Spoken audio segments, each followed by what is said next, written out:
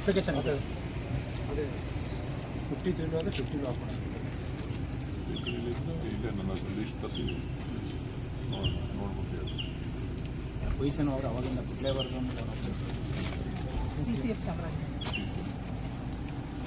ಏನ್ರಿ ನಮ್ಮ ಗಲಾಟೆ ಜಾಸ್ತಿ. ನೀವು ಟೆಂಡರ್ಗಳೆಲ್ಲ ಜಲ್ದಿ ಮಾಡೋದಿಲ್ಲ. ಹೋದ ವರ್ಷ ಟೆಂಡರ್ ಇನ್ನೂ ಮುಗಿಸಿಲ್ಲ. ನೀವು ಈ ವರ್ಷದ ದುಡ್ಡು ಕೇಳಿ ಅಂದರೆ ನೀವು ಎಷ್ಟು ಬಂದಿದೆ ಈಗ ನಿಮಗೆ railway barricading? Railway barricade constituency wise ಇರುವುದು 11 ಕಿಲೋಮೀಟರ್ಗೆ ಕನಕಪುರ ಆಗಿತ್ತು ಮಾತ್ರ ಬಂದಿದೆ ಸರ್. ನಿಮ್ಮದು Kaveri Kaveri wildlife sanctuary ಮಾತ್ರ ಮಾತಾಡ್ತೀವಿ. 11 ಕಿಲೋಮೀಟರ್ಗೆ ಈಗ Sangama 3 kilometre. Sangama 3 sir.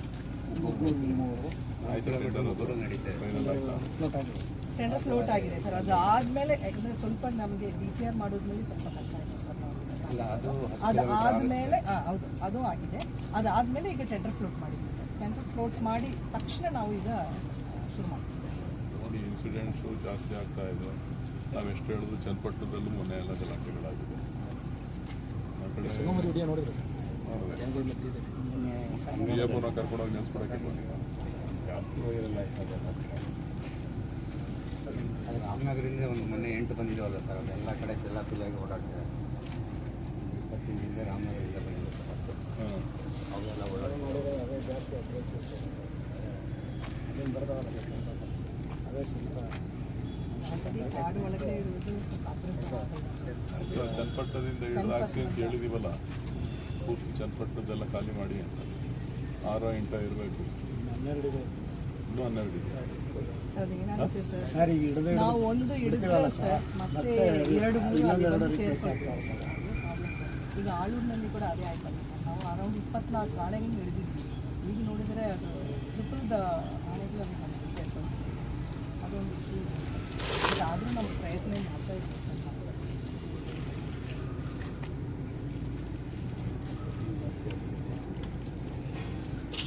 Population ಜಾಸ್ತಿ ಆಗಿದೆ.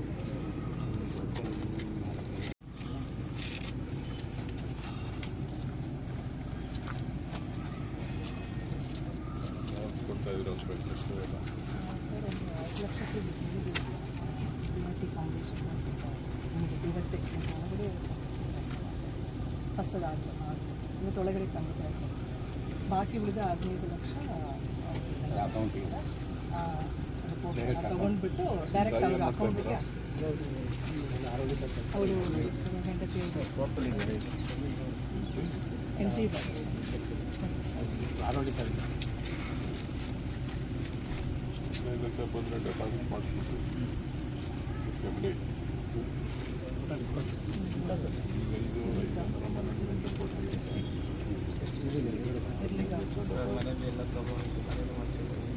ಮನೇಲಿ ಮಾಡ್ತೀವಿ ಅಂತ ಮಾಡ್ತೀರಾ? ಕಟ್ಟಾರೆ ಪ್ಲಾಸ್ಟಿಕ್ 15 ಲಕ್ಷ ಆಗುತ್ತೆ ಕೊಡಲಿ. 15 ಲಕ್ಷ ಡೆಪಾಸಿಟ್ ಮಾಡಿಕೊಡ್ತೀವಿ. 15 ಲಕ್ಷ ಆದರೆ ತಿಂಗಳಿಗೆ 10,000 ದುಡ್ಡು. ಅಲ್ಲಿ ನೀರಿನ ವ್ಯವಸ್ಥೆ ಇಲ್ಲ ಸರ್. ದೂರ ಮಾಡಬೇಕಂತ ಕೆಲಸ ಇದೆ ಊರಲ್ಲಿ. ಅದನ್ನು ಕೊಡ್ತೀವಿ ಸರ್. 5 ವರ್ಷಕ್ಕೆ ಪ್ರತಿ ತಿಂಗಳು 4,000 ಬರುತ್ತೆ ಸರ್. 5 ವರ್ಷ ಕುಡಿಯ ನೀರು ನಮಗೂ ಬೋರಲ್ಲಿ ನೀರೇ ಬಿಡೋದಿಲ್ವಲ್ಲ. ಒಂದು ಬೋರ್ ಹಾಕಿ ಒಬ್ಬರಿಗೆ TC 2 ಮನೆಗೆ TC ಇನ್ನೊಂದು ನೋಡಿ ಹಾಕ್ಬಿಟ್ರೆ ಚಿಕ್ಕಂದೊಟ್ಟಿಗೆ 1 ವರ್ಷದಿಂದ ನಾನು ಸಾಂತ್ವನ ಹೋಗಿದ್ದೆ. ವ್ಯವಸಾಯ 1 ವರ್ಷದಿಂದ ಸಾಂತ್ವನ.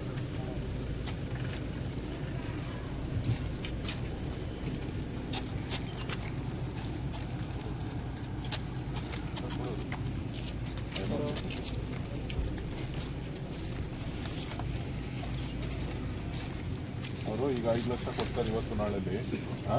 ಇನ್ನು 15 ಲಕ್ಷ ಬರುತ್ತೆ. 15 ಲಕ್ಷನ ಡೆಪಾಸಿಟ್ ಮಾಡಿಕೊಡ್ರಿ. ಸರಿ ಸರ್. 5 ಲಕ್ಷ ಮನೆ ರಿಪೇರಿ ಏನು ಮಾಡಬೇಕು ಕಟ್ಟಿದ್ದೀರಲ್ಲ, ಪ್ಲಾಟಿಂಗ್ ಗೀಟಿಂಗ್ ಮುಗಿಸಿ ಏನು ಬೇಕೋ ಮಾಡಿ ಜಮೀನು ಅದೇನಿದೆ ಅಪ್ಲಿಕೇಶನ್ ತರಲಿ ಮಾಡಿಕೊಡ್ತೀವಿ. ಕಾರ್ಯ ಮಾಡಿ. ನಮ್ಮವರೆಲ್ಲ ಒಳ್ಳೆ ಜನ. ಸ್ವಲ್ಪ ತಿಳ್ಕೊಂಡು ನೀವು ಎಲ್ಲ ಇದು ಮಾಡಬಾರ್ದು. ನಿಮ್ಮ ಪಿ ಎಫ್ ಎಲ್ಲ ನೀವು ಆರ್ ಎಫ್ ಒಗಳು ಎಲ್ಲ ಹಾಂ ಏನು ಮಾಡ್ತೀರಾ? ಏನು ಮಾಡೋದಿಲ್ಲ. ನಮ್ಮವರೆಲ್ಲ ಸಾಫ್ಟು ಅಂದ್ಬಿಟ್ಟು ನೀವು ನಮ್ಮ ಪ್ರಯತ್ನ ಮಾಡ್ತಾ ಇದ್ದಾರೆ ಸರ್.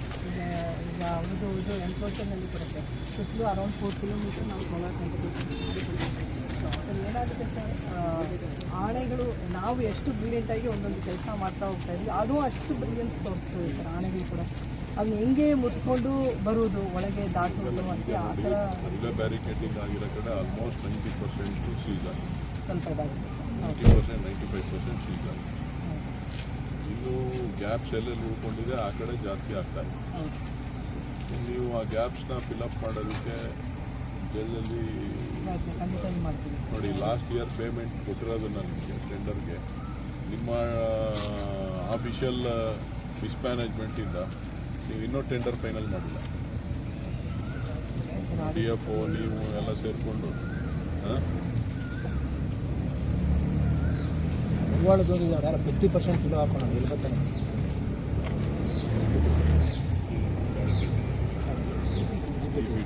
50% ಕಿಲೋ ಹಾಕೋಣ ಎಲ್ಲಿ ಕೆಲಸ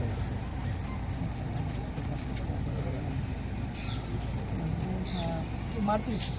ನಾನು ಭರವಸೆ ಕೊಡ್ತಾ ಇದ್ದೀನಿ ನಿಮಗೆ. ನಾವು ಖಂಡಿತವಾಗಿ ಇದು ಮುತ್ತತ್ತಿಯಿಂದ ಬನ್ನೇರುಘಟ್ಟದವರೆಗೂ 100 ಕಿಲೋಮೀಟರ್ ಸರ್. ಈಗ ಒಂದು ಶಿಂಷಾಯಿಂದ ನಮ್ಮ 150 ಕಿಲೋಮೀಟರ್ ಆಗಿದೆ. ಇನ್ನು 100 ಕಿಲೋಮೀಟರ್ ಬ್ಯಾಲೆನ್ಸ್. ಈಗ ಸರ್ಕಾರ ಏನಾರು ಇದಕ್ಕೇನು ಹಣ ಕೊಡ್ತಾ ಇದೆಯಾ ಸರ್ ರೈಲ್ವೆ ಬ್ಯಾಂಕಿಗೆ? ಈ ವರ್ಷ ಒಂದು 30 ಕಿಲೋಮೀಟ್ರಿಗೆ ಟೆಂಡರ್ ಕರೆದಿದ್ದಾರೆ. ಈ ವರ್ಷಕ್ಕೆ ಈ ಪ್ರೆಸೆಂಟ್ ಇಯರ್ಗೆ ಇನ್ನೊಂದು 50 ಕಿಲೋಮೀಟ್ರ್ ಮಾಡಿಸ್ಬೇಕು. 2 ಇಯರ್ಸಲ್ಲಿ ಕಂಪ್ಲೀಟ್ ಮಾಡಬೇಕು. ಈಗ ಅವಕ್ಕೆ ಏನಾಗಿದೆ, ಮಳೆ ಸಮಸ್ಯೆಯಿಂದ ನೀರಿನ ಒಂದು ಅಭಾವ ಆಗಿದೆ. ಅದ್ರ ಬಗ್ಗೆ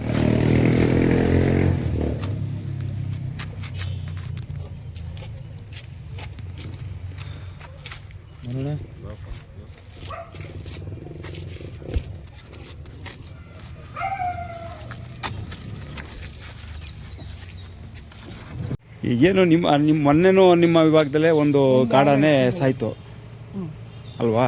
ಈಗ ಯಾಕೆ ಸಾಯ್ತವೆ ಆನೆಗಳು, ಯಾಕೆ ಕಾಡಿಂದ ಈಚೆ ಬರ್ತವೆ, ಅದ್ರ ಬಗ್ಗೆ ಒಂಚೂರು ಮಾಹಿತಿ ಕೊಡಿ. ಈಗೇನು ಅದ್ರ ಬಗ್ಗೆ ನೀವು ಏನು ಮಾಡಿದ್ದೀರಾ, ಮುನ್ನೆಚ್ಚರಿಕೆ ಏನು ತೊಗೊಂಡಿದ್ದೀರಾ, ಅದ್ರ ಬಗ್ಗೆ ಹೇಳಿ. ನಮಸ್ಕಾರ. ನಾನು ಮುಖ್ಯ ಅರಣ್ಯ ಸಂರಕ್ಷಣಾಧಿಕಾರಿ ಚಾಮರಾಜನಗರ ವೃತ್ತ ಮಾಲತಿಪ್ರಿಯ ಅವರು ಮಾತಾಡ್ತಾ ಇದ್ದೇನೆ. ಈಗ ಕಾಡಿನಲ್ಲಿ ಇದು ತುಂಬ ಬೇಸಿಗೆ ಕಾಲ ಆಗಿಬಿಟ್ಟಿದೆ. ಈ ವರ್ಷ ನಮಗೆ ಆ್ಯಕ್ಚುಲಿ 15 ಏಪ್ರಿಲ್ ನಂತರ ಒಂದು ಒಳ್ಳೆ ಮಳೆ ಆಗಲೇಬೇಕು. ಈಗ ಕಳೆದ ಬಾರಿ ಎಲ್ಲ ಕಳೆದ ವರ್ಷ ಎಲ್ಲ ತಾವು ನೋಡಿದರೆ ಆ ಥರನೇ ಆಗ್ತಾ ಇತ್ತು. ಬಟ್ ಈ ವರ್ಷ ಏನಾಗಿದೆ, ಇವತ್ತಿನ ಡೇಟ್ವರೆಗೆ ನಮಗೆ ಮಳೆನೇ ಸಿಗಲಿಲ್ಲ. ಹಾಗಾಗಿ ನಿಮಗೆಲ್ಲರಿಗೂ ಗೊತ್ತಿದೆ, ಕಾಡು ಸ್ವಲ್ಪ ಒಂಥರ ಡ್ರೈನೆಸ್ ಕಾಣ್ತಾ ಇದೆ. ನಮ್ಮ ಹತ್ರ ಸುಮಾರು ವಾಟರ್ ಹೋಲ್ಸ್ಗಳು ಇದೆ. ಬಟ್ ಆದರೆ ಒಂದು 50% ಕಡಿಮೆನಲ್ಲೇ ನೀರು ಈಗ ನಮ್ಮಲ್ಲಿ ತುಂಬಿದೆ. 50% ಜಾಸ್ತಿ ನಮ್ಮಲ್ಲಿ ನೀರು ಇಲ್ಲ ವಾಟರ್ ಹೋಲ್ಸ್ನಲ್ಲಿ. ಸೊ ಇದು ಇಷ್ಟೊತ್ತಿಗೆ ಮಳೆ ಬಂದಿದ್ದರೆ ಆಲ್ಮೋಸ್ಟ್ ನಮಗೆ 75% ತುಂಬಿರ್ತದೆ. ಬಟ್ ಇದು ಒಂದು ಈ ವರ್ಷ ಎಲ್ ನಿನೋ ಇಫೆಕ್ಟ್ ಅಂತ ಹೇಳ್ತಾರೆ ಎಲ್ಲರೂ, ಅದ್ರ ಬಗ್ಗೆ ಎಲ್ಲರಿಗೂ ಗೊತ್ತಿರ್ತದೆ. ಸೊ ಆದ್ದರಿಂದ ನಮಗೆ ಮಳೆ ಬರುವ ಸಾಧ್ಯತೆಗಳು ಸ್ವಲ್ಪ ಕಡಿಮೆ ಆಗಿರೋದ್ರಿಂದ ವಾಟರ್ ಹೋಲ್ಸ್ನಲ್ಲಿ ಸ್ವಲ್ಪ ನಮಗೆ ನೀರಿನ ವ್ಯವಸ್ಥೆ ಸ್ವಲ್ಪ ಕಡಿಮೆ ಆಗಿದೆ. ಹಾಗಾಗಿ ಏನಾಗ್ತಾ ಇದೆ, ಈಗ ಒಂದು ಕಡೆ ಒಂದು ವಾಟರ್ ಹೋಲ್ನಲ್ಲಿ ನೀರಿದ್ರೆ ಎಲ್ಲ ಕಡೆಯಿಂದ ಆನೆಗಳು ಆ ವಾಟರ್ ಹೋಲ್ಗೆ ಬರ್ತಾ ಇದೆ. ಸೊ ಕಾಂಗ್ರಿಗೇಷನ್ ಆಫ್ ಎಲಿಫೆಂಟ್ಸ್ ನಮಗೆ ತುಂಬ ಜಾಸ್ತಿ ಆಗ್ತಾ ಇರೋದ್ರಿಂದ ಈ ಥರ ಘಟನೆಗಳು ಸ್ವಲ್ಪ ಆ ಥರ ನಡೀತಾ ಇದೆ. ಬಟ್ ಆದರೆ ಏನೇನು ಮಾಡಿದ್ದೀವಿ ಅಂದರೆ, ಸೋಲಾರ್ ಪಂಪ್ಗಳನ್ನಿಟ್ಟು ಎಲ್ಲೆಲ್ಲಿ ಬೋರ್ವೆಲ್ ಇತ್ತು ಅಲ್ಲಿ ಕೆಲವು ಸೋಲಾರ್ ಪಂಪ್ಸ್ಗಳನ್ನು ಹಾಕಿ ನೀರು ತುಂಬಿಸ್ಲಿಕ್ಕೆ ವ್ಯವಸ್ಥೆಗಳನ್ನು ಕೂಡ ನಾವು ಮಾಡ್ಕೊಳ್ತಾ ಇದ್ವಿ. ಬಟ್ ಅದು ನಮಗೆ ಒಂದು ಮಳೆ ಬಂದ್ರೇ ಎಲ್ಲ ವ್ಯವಸ್ಥೆಗಳು ಸ್ವಲ್ಪ ಸರಿ ಆಗ್ತದೆ. ನೋಡೋಣ, ಮಳೆ ಬಂದರೆ ನಾವು ದೇವರನ್ನೇ ಪ್ರಾರ್ಥನೆ ಮಾಡಬೇಕು ಮಳೆ ಬರಲಿಕ್ಕೆ. ಮಳೆ ಬಂದರೆ ನಮಗೆ ಎಲ್ಲ ವ್ಯವಸ್ಥೆಗಳು ಸರಿಯಾಗ್ತದೆ, ಏನೂ ತೊಂದರೆಯೂ ಇರಲ್ಲ. ಬಟ್ ಆದರೆ ನಾವು ನಮ್ಮ ಶಕ್ತಿಯಿಂದ ಅರಣ್ಯ ಇಲಾಖೆ ಏನೇನು ಕೆಲಸಗಳನ್ನು ಮಾಡಬೇಕೋ ಅದನ್ನು ಮಾಡಿಸ್ಕೊಂಡು ಬರ್ತಾ ಇದ್ದೀವಿ. ಈಗ ಆನೆ ಬಿಟ್ಟು ಇತರೆ ಪ್ರಾಣಿಗಳಿಗೆ ಅವಕ್ಕೆ ಆಹಾರದ ಅವಶ್ಯಕತೆ ಇದೆ. ಈಗ ಏನಾಗಿ ನೀರೊಂದೇ ಅವಶ್ಯಕತೆ ಇಲ್ಲ, ಆಹಾರದ ಅವಶ್ಯಕತೆ ಇದೆ. ಬೇಸಿಗೆ ವಿಪರೀತ ಆಗಿರೋದ್ರಿಂದ ಎಲ್ಲ ಡ್ರೈ ಆಗ್ತಾ ಇದೆ. ಅದರ ಅವುಗಳಿಗೆ ಏನಾದರೂ ಬೇರೆ ಏನೋ ಕ್ರಮ ತಗೋತೀರಾ ಏನು? ಈಗ ನೇಚರ್ನಲ್ಲಿ ಸರ್ವೈವಲ್ ಆಫ್ ದ ಫಿಟ್ಟೆಸ್ಟ್ ಅಂತೆ ಒಂದು ಪದ ಇದೆ. ಸೊ ಹಾಗಾಗಿ ನಾವು ಬೇರೆ ದಾರಿ ಏನೋ ಅದಕ್ಕೆ ಹೋಗಿ ಎಕ್ಸ್ಟ್ರಾವಾಗಿ ಊಟ ಕೊಡೋ ಆ ವ್ಯವಸ್ಥೆಗಳು ನಾವು ಮಾಡಲಿಕ್ಕೆ ರಿಯಲಿ ಆಗೋದಿಲ್ಲ. ದಟ್ಸ್ ನೇಚರ್ನಲ್ಲಿ ಫಿಟ್ಟೆಸ್ಟ್ ಯಾವುದಿದೆಯೋ ಅದು ಖಂಡಿತವಾಗಿ ಉಳ್ಕೊಳ್ತದೆ. ಬಟ್ ಆದರೆ ನಾನು ಹೇಳ್ತಾ ಇದ್ದೀನಲ್ಲ, ಈ ಥರ ನೀರಿನ ವ್ಯವಸ್ಥೆ, ಹಣ್ಣುಗಳದ್ದು ಆ ಥರ ನಾವು ಕೊಡಲಿಕ್ಕೆ ಬರಲ್ಲ. ಬಟ್ ಆದರೆ ಈ ಸಮ್ಮರ್ನಲ್ಲಿ ಕೆಲವು ಹಣ್ಣುಗಳು ಸಿಗತ್ತೆ ಖಂಡಿತವಾಗಿ. ಈಗ ಆಮ್ಲ ಇರ್ಬೋದು, ಅಂಥ ಇದು ಚೆರೀಸ್ಗಳು ಇರ್ಬೋದು, ಅಂಥ ಇದು ಈಗ ನಮ್ಮ ಕಾಡು ಒಳಗಡೆ ಕೆಲವು ಸಿಗ್ತಾ ಇದೆ.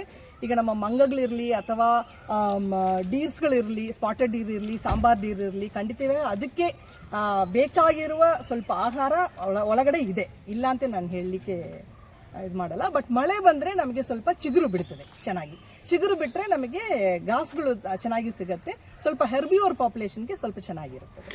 ನಲ್ಲಿ ಆನೆಕಂದಕ ಆಗಲಿ ಮತ್ತು ಇದು ಸೋಲಾರ್ ರೈಲ್ವೆ ಕಂಬಿಗಳು ಬ್ಯಾರಿಕೇಡು ಕಳೆದ ಬಾರಿ ಅದನ್ನು ಸದುಪಯೋಗ ಆಗಿದೆಯಾ ಆಗಿಲ್ವಾ? ಈಗ ಹೋದ ವರ್ಷ ಈಗ ಐ ಥಿಂಕ್ ಕಾವೇರಿ ಸ್ಯಾಂಕ್ಚುರಿನಲ್ಲಿ ಒಟ್ಟಾರೆ ಎಷ್ಟಾಗಿದೆ, ಅರೌಂಡ್ 50 ಕಿಲೋಮೀಟರ್ವರೆಗೆ ರೈಲ್ವೆ ಬ್ಯಾರಿಕೇಡ್ಸ್ ಕೆಲಸ ಈಗಾಗಲೇ ಆಗೋಗಿದೆ. ಈ ವರ್ಷ ನಾವೊಂದು 13 ಕಿಲೋಮೀಟರ್ ಕನಕಪುರ ಸಬ್ ಡಿವಿಷನಲ್ಲಿ ಮತ್ತು ಹಣೂರು ಸಬ್ ಡಿವಿಷನ್ನಲ್ಲಿ ಸೇರಿ ಒಟ್ಟಾರೆ ನಾವೊಂದು 35 ಕಿಲೋಮೀಟರ್ ಅಷ್ಟಕ್ಕೆ ರೈಲ್ವೆ ಬ್ಯಾರಿಕೇಡ್ ಈ ವರ್ಷ ನಾವು ತಗೊಳ್ತಾ ಇದ್ವಿ. ಈಗಾಗಲೇ ಟೆಂಡರ್ ಪ್ರಗತಿನಲ್ಲಿ ಇದೆ. ಟೆಂಡರ್ ಆಗಿಯ ನಂತರ ಆ ಕೆಲಸಗಳನ್ನು ನಾವು ಶುರು ಮಾಡ್ತೀವಿ. ಅದಕ್ಕೆ ಸ್ವಲ್ಪ ಶುರು ಮಾಡಿ ಒಂದು 35 ಕಿಲೋಮೀಟರ್ ಈ ವರ್ಷಕ್ಕೆ ಮಾಡಿದರೆ ಮೋಸ್ಟ್ಲಿ ನೆಕ್ಸ್ಟ್ ವರ್ಷ ನಮಗೆ ಇಂಥ ಘಟನೆಗಳು ಆಗದೇ ಇರೋ ರೀತಿಯಲ್ಲಿ ನಾವು ಸ್ವಲ್ಪ ನೋಡ್ಕೊಳ್ಬೋದು. ಎಷ್ಟು ಬ್ಯಾಲೆನ್ಸ್ ಅರೌಂಡ್ ಪಣರ್ಘಟ್ಟ 2 ಸೇರಿ. ಈಗೇನು ನಿನ್ನೆ ಸಂಗಮದ ಬಳಿ ಆನೆ ಬಂದಿದೆ, ಅದನ್ನು ಏನಾದ್ರು ಬೇರೆ ಕಡೆ ಅಲ್ಲಿ ಒಂದೇ ಕಡೆ ಇದೆಯಾ ಸ್ಟಿಕ್ಕನ್ ಆಗಿ ಅಂತ ಮಾಹಿತಿ ಇದೆ, ಅದನ್ನೇನ ಬೇರೆ ಕಡೆ ಡೈವರ್ಟ್ ಮಾಡೋದಂತ ಇದೆಯಾ ಅಥವಾ ಯಾವ ಥರ ಅದು? ಟೂರಿಸ್ಟ್ ಇದರಲ್ಲಿ ಬಂದದ ಬಗ್ಗೆ ಹೇಳ್ತಾ ಅದು ಸಂಗಮ, ಹೌದು ನಿನ್ನೆ ಬಂದಿದ್ದು ಸಂಗಮದಲ್ಲಿ ಅದು ಒಂದೇ ಕಡೆ ಒಂದು ಕಡೆ ಇದೆ ಅದು. ಹೌದೌದು, ಈಗ ಅದು ಒಂದೇ ಕಡೆ, ಈಗ ಅದು ಇರುವುದೇ ಕಾಡು ಒಳಗಡೆನೇ ಇದೆ. ನಾವು ಅದನ್ನು ಎಲ್ಲಿಯೂ ಇದು ಮಾಡ್ಲಿಕ್ಕೆ ಆಗಲ್ಲ. ಬಟ್ ಆದರೆ ಸ್ವಲ್ಪ ಟೂರಿಸ್ಟ್ಗಳನ್ನು ನಾವು ಸ್ವಲ್ಪ ಒಂದು ವಾರ, 2 days ಈಗ ಆಗಿದೆ 2 ಮೇಡಮ್, days ಈಗ ರೆಸ್ಟ್ರಿಕ್ಷನ್ ಆಗಿದೆ. ಬಟ್ ಆದರೆ ನಾವು ಏನು ಸೂಚನೆ ಕೊಟ್ಟಿದ್ದೇನೆ ಅಂದರೆ ಅಟ್ಲೀಸ್ಟ್ ಇನ್ನೊಂದು 1 ವಾರಕ್ಕೆ ಸ್ವಲ್ಪ ನಾವು ಅದನ್ನು ಸ್ಟಾಪ್ ಮಾಡೋಣ, ಟೂರಿಸ್ಟನ್ನು ಸ್ಟಾಪ್ ಮಾಡಿಬಿಟ್ಟು ಇದು ಯಾವ ರೀತಿ ಬಿಹೇವಿಯರ್ ತೋರಿಸ್ತದೆ ಆನೆ ಅಂತ ನೋಡಿಕೊಂಡು ಇನ್ನೂ ಜಾಸ್ತಿ ಒಳಗಡೆ ಅದನ್ನು ಇದು ಮಾಡಬೇಕಾ, ತಲುಪಿಸ್ಬೇಕಾ, ಆ ಪ್ರಯತ್ನನ ನಾವು ಮಾಡಲಿಕ್ಕೆ ಹೊರಟಿದ್ವಿ. ಸೊ ಹಾಗಾಗಿ ನೆಕ್ಸ್ಟ್ 1 ವೀಕ್ಗೆ ನಮಗೆ ಸ್ವಲ್ಪ ಅಲ್ಲಿ ಟೂರಿಸ್ಟ್ಗಳು ಬರುವುದು ಬೇಡ ಅಂತ ನಮ್ಮ ಒಂದು ಎಚ್ಚರಿಕೆ. ಅದು ಒಂಥರ ಒಳ್ಳೆಯದು, ನಮಗೂ ಸ್ವಲ್ಪ ನಿಧಾನವಾಗಿ ನಾವು ಆಣೆಯನ್ನು ಏನು ಮಾಡಬೇಕು ಅಂತ ಯೋಚನೆ ಮಾಡ್ಬೋದು. ಅದೇ ರೀತಿಯಲ್ಲಿ ರೈತರುಗಳು ಪಬ್ಲಿಕ್ ಬರುವ ಸಾರ್ವಜನಿಕರಿಗೂ ಕೂಡ ಅದು ಒಂದು ಒಳ್ಳೆಯದಾಗುತ್ತೆ. ಎಷ್ಟು ಮಾಡಿದ್ದೀರಾ, ಏನು ಎಷ್ಟು ಕೊಟ್ಟರಿ, ಏನು ಇವತ್ತೊಂದು? ಇವತ್ತು ನಾವು ಈಗ ಒಂದು 5 ಲಕ್ಷ ಪರಿಹಾರವನ್ನು BRT ಫೌಂಡೇಶನಿಂದ ಈಗ ತರ್ತಾ ಇದ್ದೀವಿ. ಅದು ಬಂದ ತಕ್ಷಣ ಇವತ್ತು ಕೊಟ್ಬಿಡ್ತೀವಿ ಅದನ್ನು. ಬಾಕಿ ಉಳಿದ 15 ಲಕ್ಷವನ್ನು ಅವ್ರದ್ದು ಸ್ವಲ್ಪ ರಿಪೋರ್ಟು ಯಾರ ಹೆಸರಿಗೆ ಕರೆಕ್ಟಾಗಿ ಹೋಗಬೇಕು ಅದೆಲ್ಲ ನೋಡಿಕೊಂಡು ಇನ್ನೊಂದು 10-15 ದಿವಸ ಒಳಗಡೆ ಅದನ್ನು ಕೊಡಲಿಕ್ಕೆ ಪ್ರಯತ್ನ ಮಾಡ್ತೀವಿ. 20 ಲಕ್ಷ ಒಟ್ಟು 20 ಲಕ್ಷ. ಮತ್ತು ಮಾಶಾಸನ ಅಂತ ಹೇಳಿ ಅವರಿಗೆ ಪ್ರತಿ ತಿಂಗಳಿಗೆ 4,000, ಅದು 5 ವರ್ಷಕ್ಕೆ ಅವ್ರ ಹೆಂಡತಿಗೆ ಹೋಗುತ್ತೆ, ಅದನ್ನು ಕೊಡಲಿಕ್ಕೆ ನಾವು ಪ್ರಯತ್ನ ಮಾಡ್ತೀವಿ. ಇದು ಶಿಲಂದುವಾಡಿ ವಿಲೇಜಲ್ಲಿ ಸುತ್ತ ವಿಲೇಜಿಗೆ ಇದಿದೆ, ಎಲೆಕ್ಟ್ರಿಕಲ್ ಫೆನ್ಸ್ ಇದೆ. ಅದು ಗೇಟ್ನ ತಳ್ಕೊಂಡು ಹೋಗಿತ್ತು, ಲಾಸ್ಟ್ ವೀಕೆ ತಳ್ಕೊಂಡೋಗಿ ಮಾಡಿತ್ತು. ಪುನಃ ಅದನ್ನು ರಿಪೇರಿ ಮಾಡಿಸಿಟ್ಟಿದ್ದು. ನಿನ್ನೆ ಪುನಃ ರಾತ್ರಿ ಹೋಗಿ ಅದು ತಳ್ಕೊಂಡು ಹೋಗಿ ಅದು ಒಳಗಡೆ ಓಡಾಡ್ತಿರುವಾಗ ಇವ್ರು ಯಾರೋ ಮಧ್ಯದಲ್ಲಿ ಹೋಗಿ ಸಿಕ್ಕಾಕೊಂಡಿದ್ದಾರೆ. ಸೊ ಅದನ್ನು ಈಗ ಮತ್ತೆ ಗೇಟೆಲ್ಲ ರಿಪೇರಿ ಮಾಡಿ ಒಳಗಡೆ ಹೋಗಿ ಬಂದೋಬಸ್ತ್ ಮಾಡಿದ್ವಿ. ಆನೆ ಒಳಗಡೆ ಹೋಗಿ ಅದು ಸುತ್ತ ವಿಲೇಜಿಗೆ ಸುತ್ತ 7 ಕಿಲೋಮೀಟ್ರ್ 4 ಕಿಲೋಮೀಟ್ರ್ ಎಲೆಕ್ಟ್ರಿಕಲ್ ಫೆನ್ಸ್ ಇದೆ ಆಲ್ರೆಡಿ. ಮತ್ತು ಅದೇನೋ ಒಳಗಡೆ ಹೋದರೆ ಅದನ್ನು ಹೊರಗಡೆ ಹಾಕಿ ಅಲ್ಲೇನೇ ಹೊರಗಡೆ. ಹೌದು. ಅಂದರೆ ಈಗ ರೈತರು ಓಡಾಡೋಕ್ಕೆ ರೋಡ್ ವ್ಯವಸ್ಥೆ ಇದೆ, ಗೇಟು ಮಾಡಿದ್ದೀವಿ, ಸೋಲಾರ್ ಗೇಟು ಇದೆ, ರೋಡು ಇದೆ. ರೈತರು ಓಡಾಡಲಿಕ್ಕೆ ಏನಿಲ್ಲ, ಗೇಟಿಂದ ಹೋಗಿಲ್ಲ, ಬೇರೆ ಗೇಟಲ್ಲಿ ಬಂದಿಲ್ಲ, ಮುರಿದು ತಗೊಂಡೋಗಿ ಒಳಗಡೆ ಹೋಗಿ ಸೋಲಾರ್ ಗೇಟ್ ಮುರಿದು ಕಾಲಿಟ್ಟು ಒಳಗಡೆ ಹೋಗಿ ಪಾಸ್. ಈಗ ಅಲ್ಲಿ ಆ ಪಕ್ಕದಲ್ಲಿ ಏನಾರ ಬ್ಯಾಲೆನ್ಸ್ ಇದೆಯಾ ಸರ್ ಸೋಲಾರ್ ಇದ್ರದ್ದು? 3 ಗ್ರಾಮ ಕಿಲೋಮೀಟರ್ ಬೇಕಾಗಿತ್ತು, ಅದು ಕಂಪ್ಲೀಟ್ ಆಗಿದೆ. ಗೇಟು ಕೂಡ ಹಾಕಿದ್ವಿ, ಸಲ ಮುರಿದಿದೆ, ಅದನ್ನು ರಿಪೇರಿ ಮಾಡಿದ್ದು. ಪುನಃ ನಿನ್ನೆ ರಾತ್ರಿ ತಳ್ಕೊಂಡು ಹೋಗಿ ಒಳಗಡೆ